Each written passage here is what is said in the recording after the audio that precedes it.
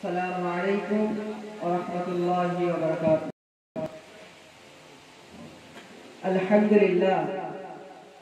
لله الذي أرسل رسوله بالهدى ودين الحق ليظهره على الدين كله ولو كره الكافرون.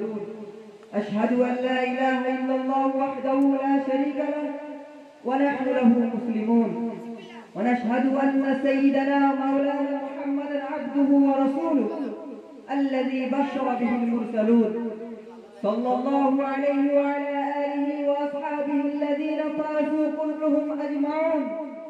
أما بعد، فيا أيها الناس، عليكم بالسنة، فإن السنة تهدي إلى الإطاعة، ومن أطاع الله ورسوله فقد رشد واهتدى. وإياكم والبدع، فإن البدعة تهدي إلى المعصية، ومن يعص الله ورسوله فقد ضل وغوى.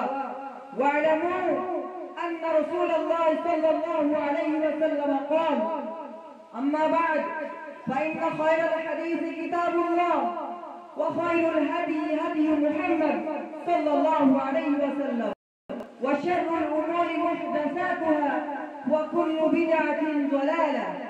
أعوذ بالله من الشيطان الرجيم. ومن يطع الرسول من بعد ما تبين له الهدى ويتبع غير سبيل المؤمنين نوله ما تولى ونصله جهنم وساءت مصيرا. بارك الله لنا ولكم في القرآن العظيم، ونفعنا وإياكم بالآيات والذكر الحكيم.